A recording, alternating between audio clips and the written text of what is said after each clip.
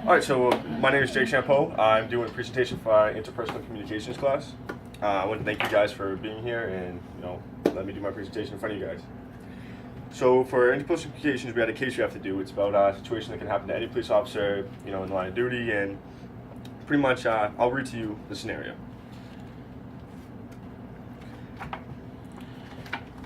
So you have just placed an intoxicated driver under arrest. Having handcuffed the subject's hands behind his back, placed him in the caged car. You notify headquarters that you have a prisoner in custody, and you head right to the city's jail. The man you have just arrested is an attorney in your city. The man's name is Jefferson, and he specializes in civil law. You are aware of Jefferson's reputation as being an ambulance chaser, who obtains clients by talking to them into suing people. You do not like this type of attorney, and you are rather pleased with yourself for arresting him for a DWI charge. Jefferson is not very drunk, but has had enough to drink to render him legally intoxicated. He is very upset and has been making threatening remarks to you. I'm not going to sit still for this. I'm not drunk. I only had a couple of drinks at a party. I'll have you in court for this. Jefferson continues. Got you on tape during the field sobriety test, you state confidently as you tape the top of the video camera mounted on your dashboard. We'll let the judge see for himself. You continue while turning off the camera. Mr. Jefferson, you have to submit to an intoxication meter test while I get you to the jail, you advise. I'm not going to take an intoxication meter test. Jefferson responds. Well, you don't have to, but you may lose your driver's license for under the implied consent law. In Massachusetts, you lose your license for 180 days if you don't take the test. Look, don't tell me about the law. I am an attorney, he says. I know what the law says. I want a blood analysis test and not an intoxication meter test, Jefferson tells you. According to your state law, an individual arrested on a DWI charge has the right to refuse a breath analyzer test and request a blood analysis test. The blood analysis test is more accurate than the intoxication meter. A qualified doctor and nurse must administer the blood test. However, the hospital is several miles from your location. It will take you quite a time to arrive at the hospital. Also, the hospital emergency room is frequently busy and usually you must wait at least several minutes before a nurse can administer a blood test on a DWI. So you think to yourself, he's killing time so he can sober up. Okay, Mr. Jefferson, a blood test it is, you state as you turn your cruiser around and head towards the hospital. Jefferson is still threatening you with civil action for your false arrest as you explain your situation on the radio to headquarters. You have been lucky so far in your police career. You have never been sued. Some police officers have told you that a cop is not doing his job if he has not been sued. Civil action against police officers is popular and sometimes profitable. You know several officers who have to pay out of their own pocket in civil action against them. Just as you are turning onto the street leading to the hospital, a car backs to the driveway into your path. You slam on the brakes to avoid hitting the backing up vehicle. Jefferson, unable to catch himself with his hands cuffed behind his back, strikes his head against the cage frame in the backseat of your cruiser. You look into the back seat and see Jefferson trying to get back into the seat. You ask him, "Are you all right, Mr. Jefferson?" in a concerned manner. Jefferson does not acknowledge your question. He looks at you and begins to smile. Blood is trickling from Jefferson's nose, and there's a large bruise on his cheek. That'll cost you some. You shouldn't have hit me. That's police brutality. Jefferson states with confidence. You do not say anything and continue towards the hospital. You notice that Jefferson has stopped threatening to sue you. Damn, I missed getting that seatbelt on him, you think. He doesn't have to threaten now. He's going to do it, you think to yourself. As soon as you pull in the hospital parking area, Jefferson asks you a question. Son, we can forget this whole thing. All you have to do is drive me back to my car and let me go home and I won't say anything about it. If you drop the DWI charge, I won't sue. Believe me, if I sue, I'll win. Especially my bloody nose and bruised face. You'll be paying me for the rest of your life. I don't get a small fine. What do you say? Police officers are sued and threatened with civil action frequently, sometimes justified and sometimes not. The threat of civil action may affect the way an officer performs his or her job. So my whole case is all about civil liability, as you can tell from the story. Police officers are constantly getting sued for things. I mean, they just do it just to try to get out of the charges. As in this case, clearly the police officer didn't hit him, as he stated. The first officer is Bieberman. He is a patrolman in Walpole for 3 years. He told me, so the first question is, can Mr. Jefferson sue you? Yes, he could sue you. Anybody can sue an officer for anything. Most of the times they just do it to try to get out of it. If your report is not good, it just, oh yeah, I hit the brakes, and then he hit his face. You got to articulate, hey, there's a car backing up, I didn't want to get into a car accident, so I did have to hit the brakes faster. It was a situation where we could have gotten more harm if I didn't hit the brakes as fast as I did. So he did hit his face off the back of the cage. I didn't punch him. as you can see from the camera on the dashboard. Do you think Mr. Jefferson would win a judgment? So Patrolman Bieberman said, there's always, sometimes the jury just goes in the favor of the person, especially in times like this where police have really bad image. Anything can happen at court. Bieberman said, yeah, the next question is, even if Mr. Jefferson lost the case, would it hurt the police image in the public eye? So no matter what, especially in times like this, police officers are all under extreme scrutiny. So with this happening, just bringing it to court, it looks bad on the police department no matter where it is, and you don't want that. But there's only so much you can do. People are going to sue you no matter what. The whole seatbelt thing is actually a huge point for this entire story. He said some departments have a policy for it, that you have to seatbelt them. With him, he says he doesn't usually seatbelt them if he's in fear for safety. So when you put somebody in the back of the cruiser, if you are going to seatbelt them, say this is the guy sitting here. You have to reach across their entire body just to grab the seatbelt so you can buckle him in. Well, this guy was already making threatening remarks, and he was drunk, over the limit. He said he would argue in his report that he was worried that he might get bitten, get spit on or something, so he didn't buckle him. It is definitely a good thing to do because it's officer safety. That's first things first. You want to make sure that you don't get bit or punched in the face, head-butted, something like in under those remarks.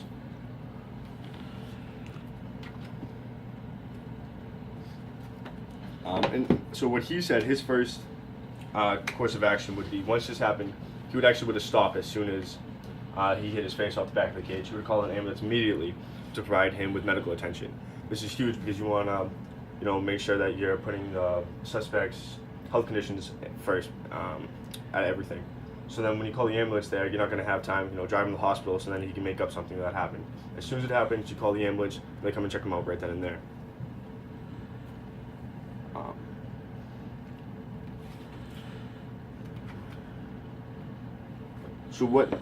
The next question is, what would you use in court as a defense, as a police officer?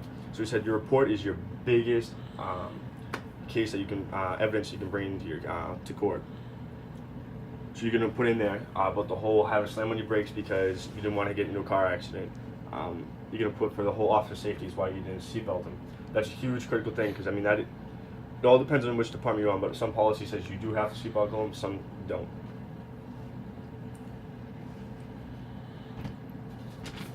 So that was Bieberman. He has been, that was the interview I did with him. He's on Walpole for 3 years. So the next officer I interviewed was Fournier. He's been a patrolman for 3 years in Chicopee. So for him, he said pretty much the same thing. Jefferson can sue you no matter what. Like I said, somebody's going to sue you for anything, just to try to get out of the charges or try to get some money out of you. He said, yeah, anything could happen in court. So yeah, he could potentially win the judgment. Even if the guy lost, it is going to hurt the police department. It is, it's a crappy situation. No matter what, it's going to be hugely publicized. Media is going to be all over it. And even if, the police officer comes out on top of the situation, it does look bad because there are going to be people who don't believe that actually happened. They're going to think, oh, well, the cops just got out of it, which is never good. He said for his department, he actually doesn't think that he has to seatbelt people for his policy. So for that situation, the seatbelt wouldn't be a huge factor. And he said, same thing as him, officer safety is number one. When you put him in the back of the cruiser, you have to handcuff him, hands behind his back. But you're not going to reach across and potentially get headbutt, bitten. You don't know what these guys have. You don't want to get any diseases or anything crazy like that. What would he do as an officer in this case? He said as soon as this happens, the guy he'd ask him if he's okay, call the ambulance on the spot. He's not going to drive him to the hospital. He's going to stay right where he is, have the ambulance come straight to him, just to make sure that he gets medical attention as soon as he needs it. He said his nose is bloody, face is bruised, which the guys claim that he punched him in the face, which from the dash cam you can see he put him right in the back of the vehicle, nothing happened. So you're going to provide medical attention as soon as as you see the situation happens. So the next question is, if Mr. Jefferson sued you, what defense evidence could you produce? He said, report. Report is huge. You go on good faith. An officer is there to help the community, provide security, all that stuff, be a deterrent. They're not there to go after people. They don't want the worst things to happen to people. So you put in a report what happened. You just be honest, and you tell them, I didn't handcuff him. I didn't want to get hit in the face. He was already being threatening to me. The guy just wasn't nice. He's a known ambulance chaser. He's going to do whatever he can just to get money out of me and not have the DWI charge hit him. It's also when you go into a civil court, right, and Mr. Jefferson sues him, it's a reasonable person standard. So it doesn't go off what a police officer would do in that situation. It's would you, as a person, reasonably want to reach across this guy and buckle him? I mean, he's been yelling at you, he's been threatening you the entire time, he's been disgruntled. You're not going to want to reach across and get, head-butted or spit or bit on. So that is something good because he goes off the reasonable person standard. His intentions were right. He's going through the whole process. Did the sobriety test. The guy clearly was drunk and should have been operating a vehicle at that time. So put him in the back of the vehicle, and worst case scenario happened. Somebody was backing out. He had his brakes. Not his fault. You put her in the report what happened. Articulate exactly the situation that happened at hand, and you go from there.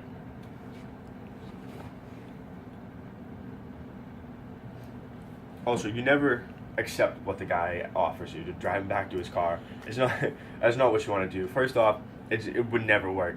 Once you have the field sobriety test, you already call in the station and let them know you're conducting a field sobriety test. You have it on camera. You can't erase it in a camera. You already know the guy failed it, You called the station, you let them know you're en route to the station.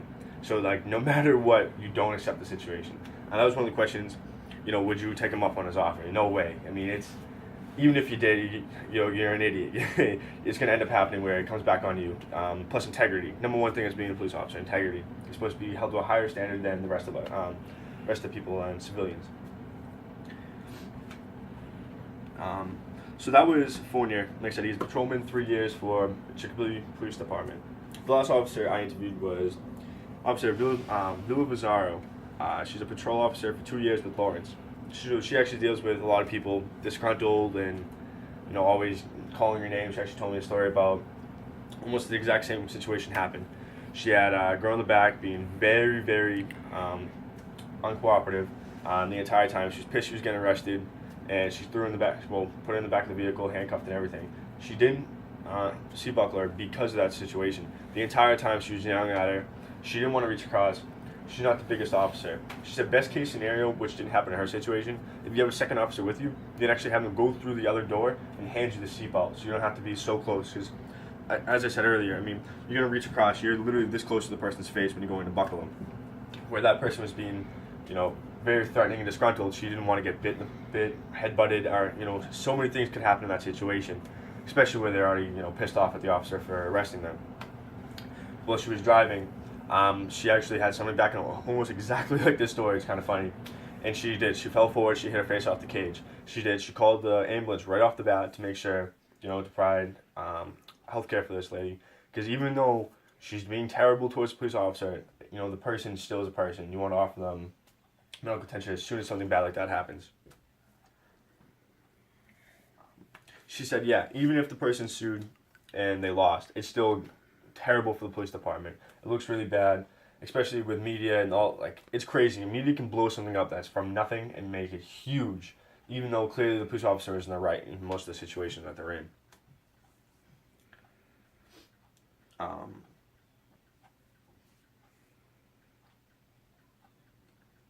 So her report. So that's one of the main things she'd bring up in court is her report. She'd write it down. For this situation, you have to make sure you note the whole backing up of the vehicle. So you had to soften your brakes.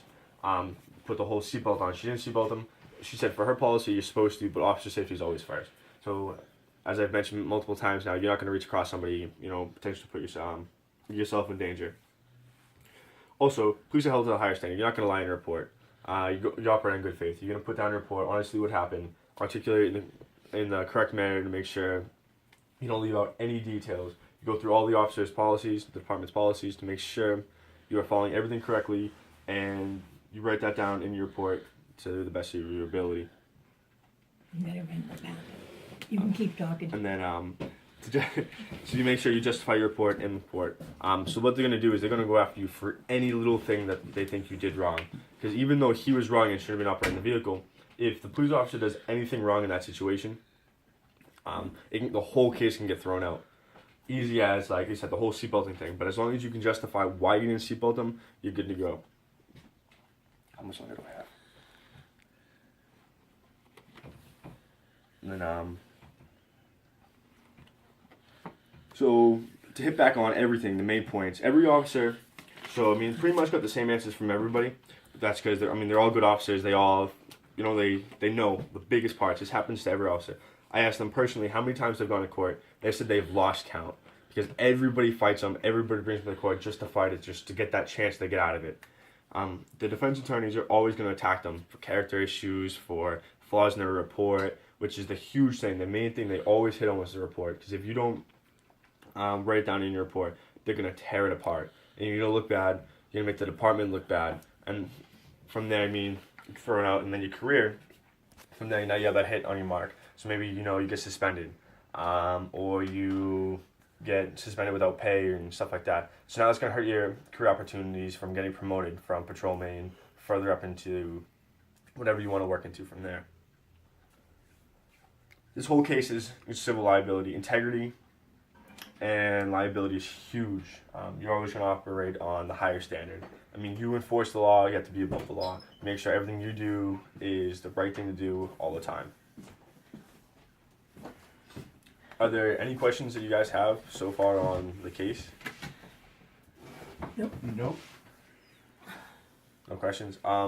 So again, it's all about liability and what you're gonna do to try and make it so you don't get sued and your department doesn't want to look bad.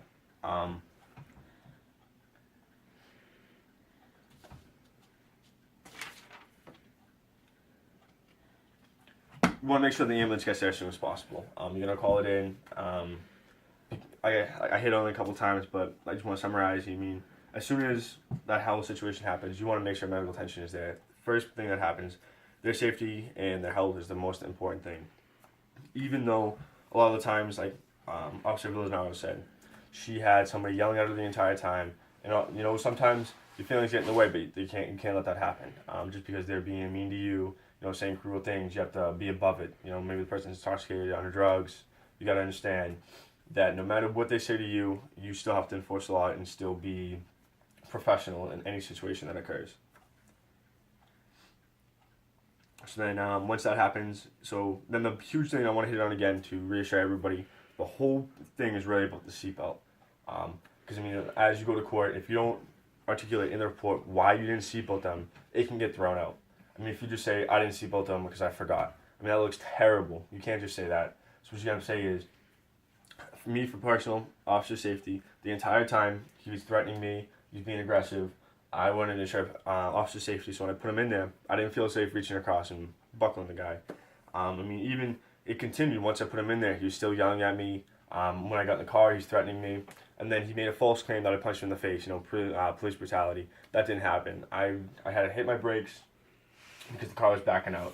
It was blind driveway. The guy was just backing out, flying out. I hit my brakes. If I didn't do that, me and the suspect would have been even more, been hurt even more because vehicle accident. The guy's flying out backwards. So it was an unfortunate situation where she hit her face out the back of the cage. Next time, maybe I call an officer in to buckle him. But what I did was, in that situation, the only thing I could do, I wasn't going to buckle him. Nobody else would have done in that situation.